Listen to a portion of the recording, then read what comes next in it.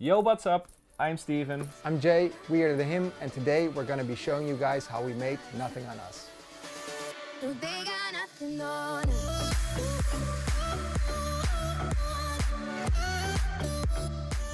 So we are working in Reaper, and always when we work with other people in the room, the question comes up, what are you working with? And like, what is this? And nobody ever knows Reaper.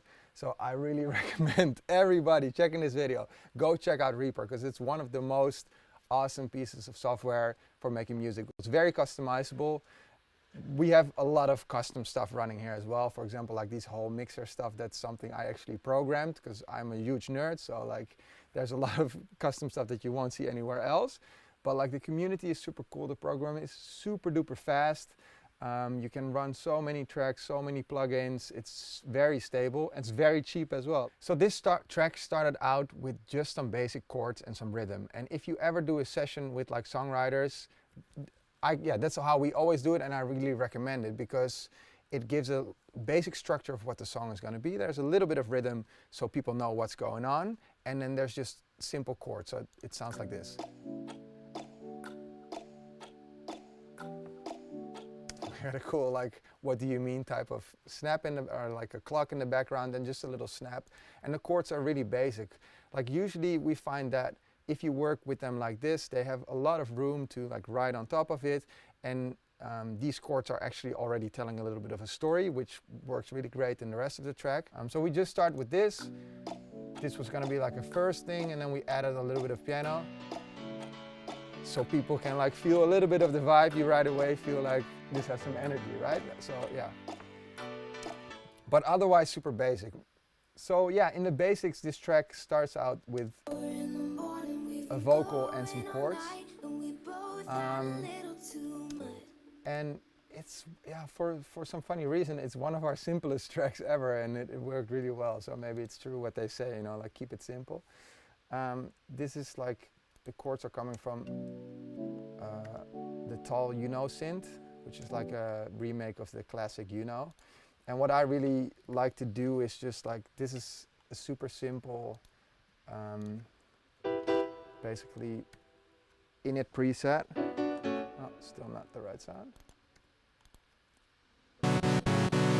And then just like a little bit closing that thing, turning on the envelope.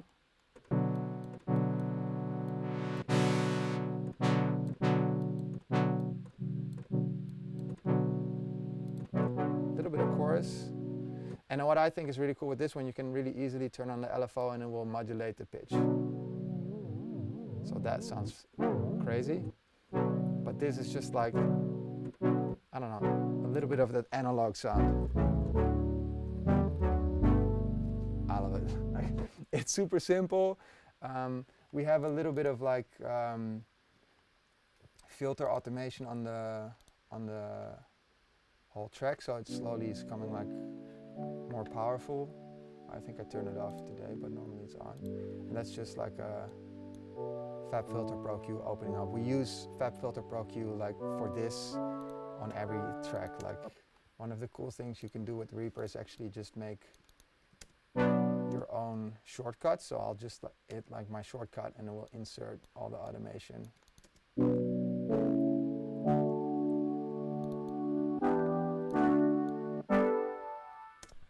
Easy peasy. So yeah, we had the chords, and then actually the main part is the vocal, which is Gigi. She's from LA. We wrote it with Parker James and Alma Goodman. In terms of like vocal, It's 4 in the morning, let's mute those really cool sounding. Oh, you got a call. It's Jorn from Spinning. Let's see what he has to say. Hey Jorn. Ja, we zitten net even in opnames voor de Make My Track van jullie Talent Pool. Oh, oké. Ja, bel me later terug. Heb je iets toe te voegen voor alle talenten? Ja, wees origineel en zorg dat je sounds net iets anders zijn. En gebruik altijd slim sampletjes, want daardoor ga je 10 keer sneller opvallen. Nou, thanks. Ik bel je later wel even terug, ja? Is goed. Oké, hoi. That's why Spinning is so awesome. They're really hands-on, and like Jorn actually had a really big influence on this track as well, which I will show you later. He basically said be original and create your own sounds, which is super important, obviously. Like that's what you're kind of looking for as a producer. In terms of processing, there's a little bit of auto-tune on there, and I don't know how much like It's 4 in the morning, we've been going on that. I don't know how much questions people have about like processing vocals, but for me it's pretty simple. You use some EQ and you use some compression, and the order and stuff is just a bit together. Like I think what we usually do is start cutting off some low end, because especially on a female singer you're not going to use the frequencies under 100 Hertz. Then there's some compression. I'll leave it run so you can see how much it's working. I think a general piece of advice on like compression with this stuff is, instead of thinking too much about all the parameters and all the things that can happen, which can be hard in the beginning, is just look at how much is the compressor really working. Because you can see right here it's doing about 6 dBs of compression, and that's fine. Like not too much, not nothing. Then we've got another one. It's one of the clones of this classic piece of gear, which I think is really cool. We got this type of setup once from like a fellow producer, and I love it on pianos. I think it's a fast release and a slightly slow attack. But again, what I'll do a lot is just look at like what is the meter doing, you know? And this is like, well, max 5 dB of compression. A little bit more, same strategy. And then I think in general, and you'll hear me say this again, don't think too complicated about like EQ and all that type of stuff. Just for me, EQ is like salt on food. You know, when you have French fries, you want to put some salt on there, or your popcorn, because otherwise it tastes very boring and bland and it's nothing. And it's not like the type of salt maybe matters a little bit, but it's mostly just add some salt. And that is just this kind of range, you know, 3Ks and upwards. I like the big shelving. You could just boost the whole shitload. We do the same on pianos. Actually, again, with this Maag plugin, which is really fun as well, and makes that process of adding salt very simple because it only has simple buttons. This is that 2.5K range to add some of that sibilance, and this is just air, you know, above 20. But as you'll see, like that's all I've done on this vocal. It's like more highs and some compression, like not rocket science at all. Don't think about it too much. Just like that works great, I think. One last bit of advice for me would be put the de-esser at the end. So add a shit ton of highs and like compress it as well, but then at the end of the chain make sure those S's and the sibilant sounds aren't too sharp. And that's what this does perfectly. And then yeah, kind of a test would be like cranking it up a little bit. You have to know your speakers and make sure your ears don't start bleeding. Then you know you're at the line of like nice highs, but not too much. Okay, once we had the vocal, we added some vocoders. Vocoders are amazing. If I had to go to an island with only one plugin, I'd probably bring a piano, but if I couldn't bring a piano, like a vocoder is just awesome. And in this track we chose to do all the vocoding with little altar boy. Now what's actually kind of cool, because I know there's like vocal synth and stuff and we use all that, and there's different vocoders, but what's cool with altar boy, you can actually also, little altar boy by Sound Toys, you can actually control the pitch knob with MIDI. You see the jump. And you can only do one voice at a time, so it takes a little bit more time. So that's why like there's 3 different lanes of MIDI channels here, and like there's 3 different altar boys. And you have to make sure you don't go out of range, because you can only go +1 octave, -1 octave. But it sounds really different, and you know everybody's using vocoders already, and everybody's doing this thing. Back then it was maybe a little bit less, but we just thought, how can we make it sound different? You know, you can mess around with the formant here as well, and there's way different ways to make this same effect. And I think this vocoder sounds, yeah, way more like robotic and just slightly different to my ear than every other vocoder out there. So it's really like worth to give a try.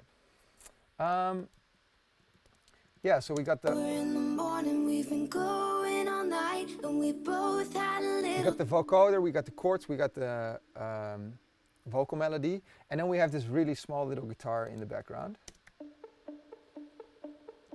which is me and my amazing guitar skills, playing 2 notes. I love it. Why I love it is because, first of all, a guitar is a real instrument, and that makes it sound already more real than anything else. I think like we always try to find the balance between like organic sounding music and electronic music. I think that's kind of what we love. Plus, one very important factor is as well, just like I was showing you in the basic demo for the songwriters, this gives some rhythm. So just by this We've been going all night, and we both sway in the had a background, little it makes you too know much. what's going on in the track. They And say it's we really don't great if got you the- think, I think like, and it's feedback we get a lot of from A&Rs as well, it's like keep the beginning nice and open, keep like lots of room, everybody can hear everything, and you have lots of room to build. But this way you have a little bit of atmosphere added by the little pluck, but also rhythm, super important. In the morning, we've been going all night, and we both had a little too much. They say we don't got the money, and we're wasting our time, but we know that our love is enough. And they try to break us, but we too thick. So yeah, then on to the pre-chorus. Of course we got to build a little bit. So we're adding a little bit of bass, which is just a super basic silent sine wave, like nothing much. I think I have 2 basic silent setups. One is just a sine wave, the other is just a pad of saws, which can make you so much different sounds, you know, like this can be used for sub or like a subtle bass like this. You won't hear it on laptop speakers, but on big speakers you definitely will. Just a little snap, build out that rhythm, and a piano, which is a combination of 2 contact pianos. I really learned a lot They try to break us, but we too about thick. compression by listening to specifically this setup on like pianos. I really recommend trying it out. I think it's even, no, it's not on this one, but it's also on this one. So I'd have to mute this. So if it's off, They try to break. that's just the piano. But when I'm gonna turn it on, I think you will notice how the compressor kind of like bites the piano. It's kind of like push it a little bit, but that, I don't know, makes me feel like it's more fluffy. It's more like close to me. It's like it's alive. Listen.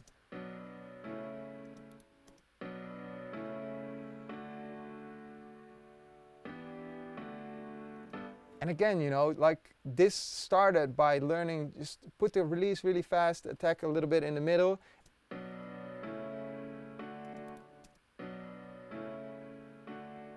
For me, that's like the difference between night and day. And like, I'm not even a big like believer in magic plugins and all that stuff, but like for me, this is just magic. I need this on the piano, like it's right away. I really like to combine electronic pianos with like more real sounding ones.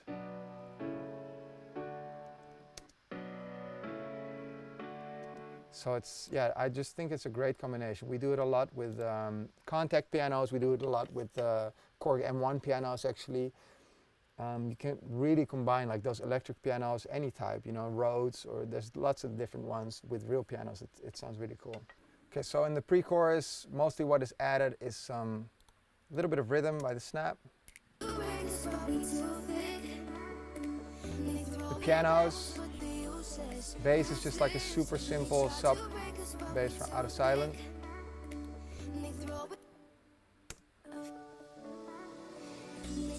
Some bass comes in, piano comes in, the snap, and like the drums slowly start fading in.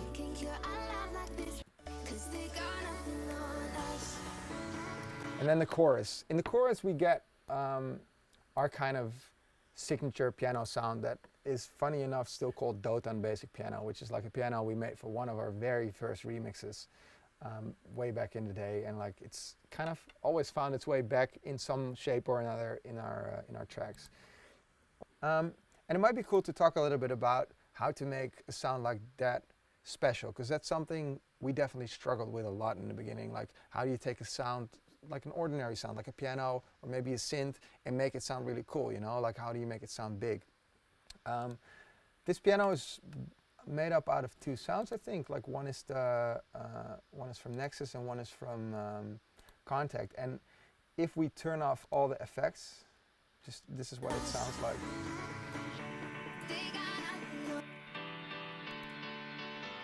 And I'll turn off the filters and automation. So yeah, let's turn off all these effects. Let's see what we keep. That sounds boring. Still a piano in there. It's a little bit softer, which is also kind of important to notice. But yeah, I think as with vocals, same goes with piano, you know, like you can really get stuck into like, oh, how can I make something sound great? Which plugins do I need? Like what special technique do I need? For me, the main ingredients would be some compression, some EQing. And again, you'll see that for me that means adding a lot of salt. So this compressor I've shown you before is only like touching it a little bit, but making it sound, giving it that sweetness and making it come closer. EQ, just cutting down some lows. Then this is some salt. Look at this. This is the Mach EQ.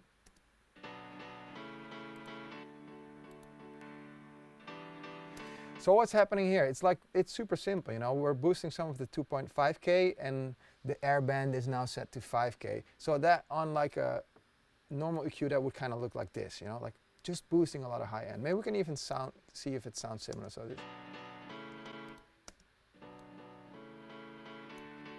Boom.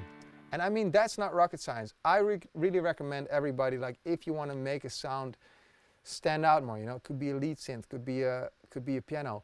Experiment with this before you go crazy into a million plugins and adding a lot of stuff. Usually it's just add a little bit of salt, like add a little bit of those high frequencies. Okay, this is also adding some volume, obviously, which also helps make everything sound better. Some little bit more high boost. Now what's this? It does nothing, that's just for automation. And I think we do the same exact thing on like the group channel, adding more highs, really. Some multi-band compression. I don't even know why. And these are for automation. So I think the general takeaway is like, just try to experiment with a little bit of compression, you know, use it, look at the meter, how much it's doing. Obviously you have to use your ears, but sometimes in the beginning that can be hard. Then we have some automation going on as well. We're slowly bringing it in by bringing up the filter. And then we have a little bit of reverb going on there as well.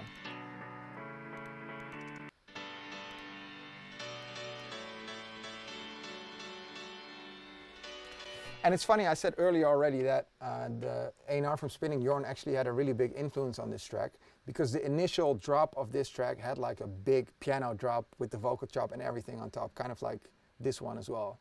And he basically said to us, like, I really like this track, but guys, you gotta make it more quiet, you know, strip everything from the drop, take the piano out, and we did. So that was a great piece of advice. Like, a lot of time it can happen that when we finish something, it sounds very busy.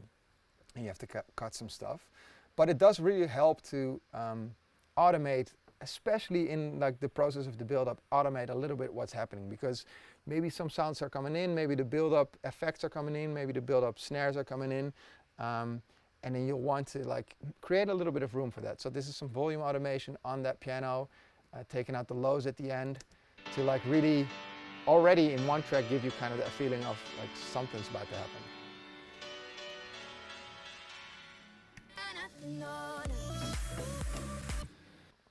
Okay, then to the drop.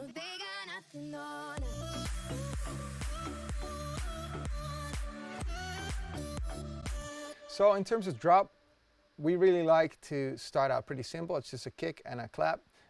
I think it's a great idea to add your other hi-hats and all types of drums and percussion later, like in the second round of the drop maybe, or after 4 bars, because I think like a cool drop can work already like in its bare minimum.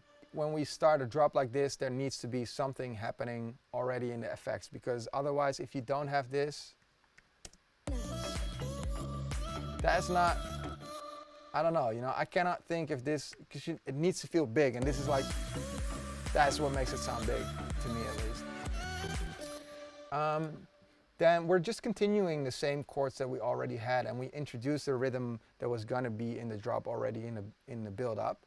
The bass is made up out of two parts. It's one part massive for the top bass, and I think this was just a preset. It kind of sounds like one of those FM basses. Might have tweaked it a little bit, but not sure. And then all the highs are cut off of this, and we just use a very simple sine type of sub bass. This is a square with all the highs cut off, so it gives you a little bit more harmonics than just a sine. But I think it's really worthwhile to split up the sub bass and the normal bass, because it gives you like total control about how much weight you want to have as like a basis under your track from the sub bass, and how much you want that attack from the top bass. I think OTT can be really cool for especially also basses, because it just makes everything sit so far in the front. Like, it's so much compression that it's just like one big sausage. Yeah, that can be super useful, but then you might want to control some of that low end, especially the sub. Then on top of that bass, we're adding a little bit of Korg, very wide, mostly done by this awesome little plugin, the Waves Doubler. We use it a lot for stuff that should actually be stereo and only stereo. So this is on a very subtle setting, and the direct voice is just cut out. It kind of sounds, yeah, like a chorus or something. But I really love how crazy white this is. Normally it would be like this. And it's a pretty subtle sound. And then we have some Serum as well, which is also kind of like a plug. I think initially we wanted to put this track like in a full Serum, like synth, boom, hard drop, but thankfully that didn't happen. But it was, I think, this is how that sound was created, and then just cut down the filter again, and we're back in Deep House world. Yeah, so probably the most noticeable thing of this track is the vocal chop.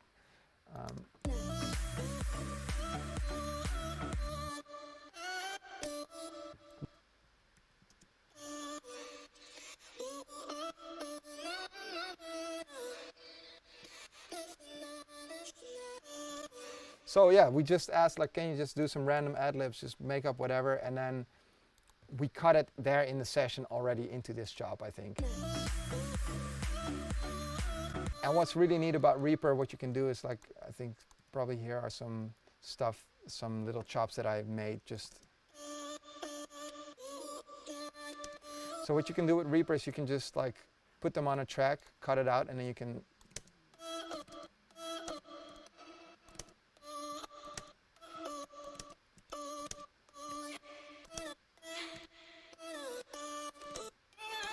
so like I'll just be sliding these around till I get sounds that I love. Next round is just adding hi-hats for more energy.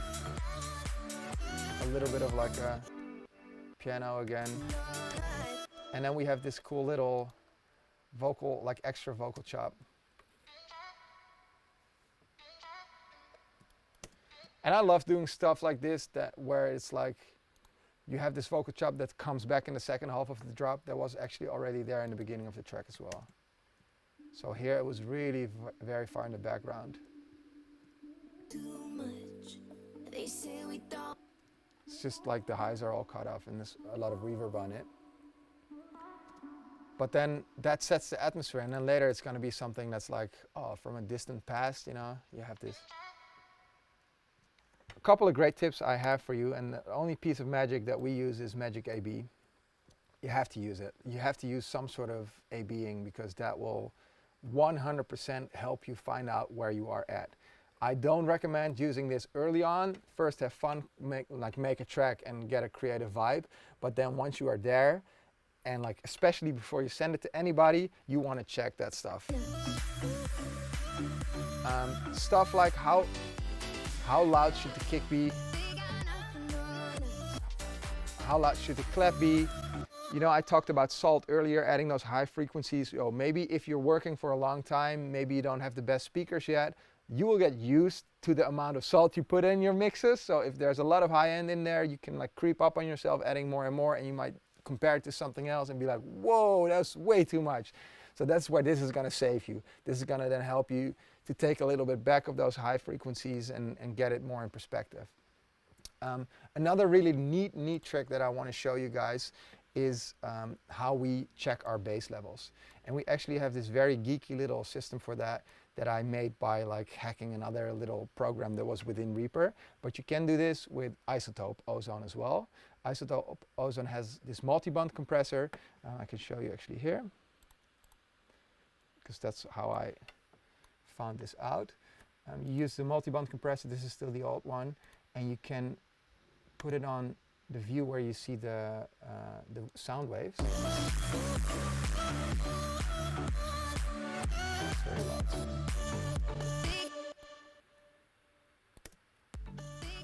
So right now we're just gonna be looking at the low band, and you can set the crossovers here. I think this one is also, the one I've set up is also at 120 Hertz. So the low band is only giving you the 20 Hertz sound. That sounds like this. But then you can actually see it in this little waveform detector. And that's exactly the same thing I've going on here. So I've pressed pause on this. Why is that? Oh, there we go. So as you can see, these are just showing you the frequencies below 120 Hertz. And it's so easy to see the, this looks really nice. It's so easy to see the kick drum and then the bass. In this song, actually funny enough, the bass isn't loaded as high, but usually it will give you a great chance to see the level of your sub bass with your kick. And what's even better if you use this together with something like Magic AB, because then you can take one of your favorite tracks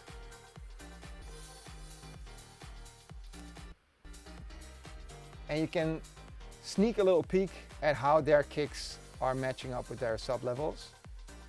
And you'll actually see that switching different tracks actually kind of looks similar, right? So maybe you have small speakers, you know, maybe you're in a small room. Then with this little system, and you can do it with Ozone, you can actually double check what is happening. So this is a really great way to look at your levels of your sub bass and your kick and kind of compare them to other tracks, and also just give you a straight visualization of what you're doing. And sometimes these low frequencies can be really hard to hear, you know, if you don't have the exact right speaker setup, then this will help you greatly with doing that.